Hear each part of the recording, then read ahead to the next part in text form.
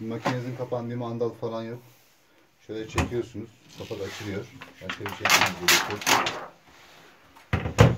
Deterjan gözleri. Ön yıkama. Ana yıkama. Berner.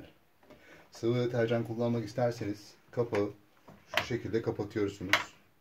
Sıvı deterjan kullanıyorsunuz. Kuru kullanırken kapağı açıyorsunuz. Deterjanı koydunuz, kapattınız. Açma kapama tuşundan bastırarak makineyi açıyorsunuz.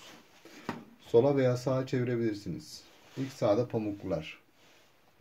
Pamuklu ekonomik, sentetik, hassas çamaşırlar, perdeler yani, yünlüler ve parfümlü yıkama.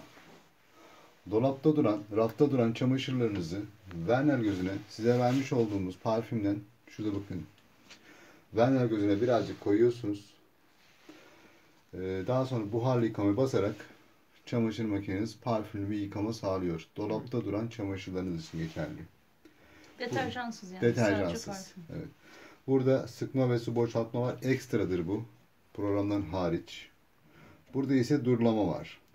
Deterjansız soğuk suyla yapar. Deterjan falan kullanmıyorsunuz. Burada kazan temizliği var. 2 ayda bir, ayda bir yapacak olduğunuz makinenin kendi bünyesini temizlesin diye boş olarak çalıştırıyorsunuz. 2 ayda bir mecbur mu? Yani tavsiye edilen. Göre, evet, tavsiye edilen. Spor giysileri burada yıkıyorsunuz. Auto tur, günlük çamaşırlar ve kirlenmemiş çamaşırları burada yıkayabilirsiniz. Kot, yıkama, kurutma 5 kilogram.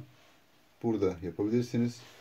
Burada ise yıkama, kurutma 60 dakikada 1 kilogram koyacaksınız. Bundan herhangi bir tercih yaptınız. Başlat tuşuna basmanız yeterli. Ürün direkt çalışıyor. Kapattınız. Programı resetliyor. Pamukluyu getirdiniz. Makinem ısıyı 40 derece veriyor. Gördüğünüz gibi sıcaklık tuşundan isterseniz ısıyı değiştirebiliyorsunuz. Örnek veriyorum. Mesela 90 yapabilirsiniz.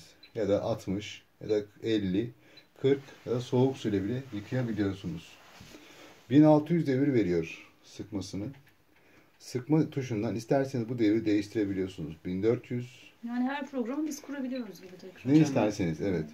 1200, 1000 devir yapabilirsiniz. Ne kadar hızlı olması o kadar iyi değil mi? Daha iyi kurumaz mı? Değil. Yıpratabilir Yani çamaşıra ama. göre değişir. Hanımefendiler daha iyi biliyor. Makinamızda ön yıkama normalde yok. Tercih ederseniz ön yıkama ilave edebilirsiniz. Ön yıkama tuşumuz. Leke çıkartma tuşumuz. Leke çıkartmaya basarsanız makinamız seçmiş olduğu ısıyı sabit tutup lekeyi çıkartana kadar şiddetli bir şekilde çalkalama yapıyor. Time Manager tuşu. Makinamız normal şartta 108 dakika veriyor. Örnek veriyorum, Time Manager'a basarsanız süreyi 1 saat 16 dakikaya kısaltabiliyorsunuz. Ya da isterseniz 1 saate, isterseniz de 1.5'e, isterseniz de 1 saate indirebiliyorsunuz yıkama süresini. Şimdi ben makinamda sadece kurutma istiyorum diyorsunuz. Yıkama istemiyorum. Kurutma tuşuna basıyorsunuz. Kurutmayı bastıktan sonra yıkamayı iptal etmeniz gerekiyor. Basarak yıkamayı iptal ediyorsunuz. Sadece 52 dakika kurutma yapacak makinamız. İsterseniz süreyi değiştirebilirsiniz. Örnek veriyorum 15 dakika. İsterseniz 20. İsterseniz 25. Nemli mi yapıyor o zaman? Tabii süreyi kendiniz ayarlıyorsunuz. İçindeki çamaşırına göre. Ama otomatik kurutsun derseniz otomatik kurutmaya basıyorsunuz. 52 dakikadan başlıyor zaten. Kurudu mu duruyor. İsterseniz de tekrar buradan süreyi çoğaltabiliyorsunuz. Mesela 1 saate çıkarttık. İsterseniz de 37 dakikaya indirebiliyorsunuz.